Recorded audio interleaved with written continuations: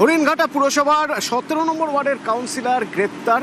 কমিশনের নির্দেশে তাকে গ্রেপ্তার করা হয়েছে। কেন, তার বিরুদ্ধে কি অভিযোগ, তার পরিবারই বা পাল্টা কি অভিযোগ করছে জানবো। আমার সঙ্গে রঞ্জিত রয়েছেন ফোনে। রঞ্জিত, এবং একেবারে পরিবারের পক্ষ থেকে এখনো স্পষ্ট নয় কি কারণে তাকে গ্রেপ্তার করা হয়েছে। তবে যেটা অভিযোগ তোলা হচ্ছে, পরিবারের পক্ষ থেকে সাত সকালে তার বাড়িতে পুলিশ যায় এবং তার ঘরে ঢুকে গিয়ে সার্চ করা শুরু করে।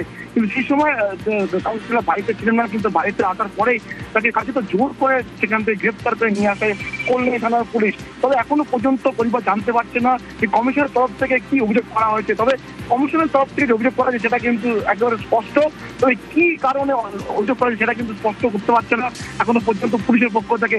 তবে কাউন্সিলর যে দাবি করছে বিনা নোটিশে তার ঘরে কি সার্চ করা হয় এবং তাকে সেখান থেকে গ্রেপ্তার করে নিয়ে আসা হয়, এই নিয়ে সর্বোচ্চ তৃণমূল কংগ্রেসের পক্ষ থেকে।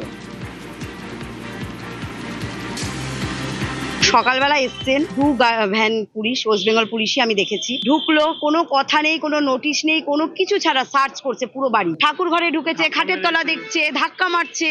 যতবার বলছি আপনারা কেন এসছেন, আমি ওয়াইফ, আমি জানার অধিকার আছে, একবারও তারা উত্তর দিচ্ছে না। শুধু বলছে রাজীব দালাল কোথায়, আমাদের দরকার আছে। যখন ও এসছে ঢুকতে দেয়নি, ওকে নিয়ে চলে এসছে।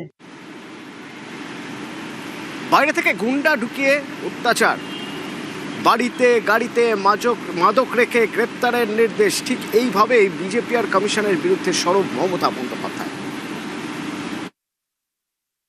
আজকে সবার বিরুদ্ধে অত্যাচার করবে, বাইরে থেকে গুন্ডা নিয়ে আসবে, আমাদের সবাইকে বাদ দিয়ে বাইরে থেকে ড্রাগ নিয়ে আসছে, আর্মস নিয়ে আসছে। কার গাড়িতে কখন ড্রাগের প্যাকেট ঢুকিয়ে দেবে, টেক কেয়ার বাড়ি থেকে বেরোনোর আগে এবং বাড়িতে পৌঁছানোর সময়, এবং কখন কাকে গ্রেপ্তার করবে, সব ইনস্ট্রাকশন দিয়েছে।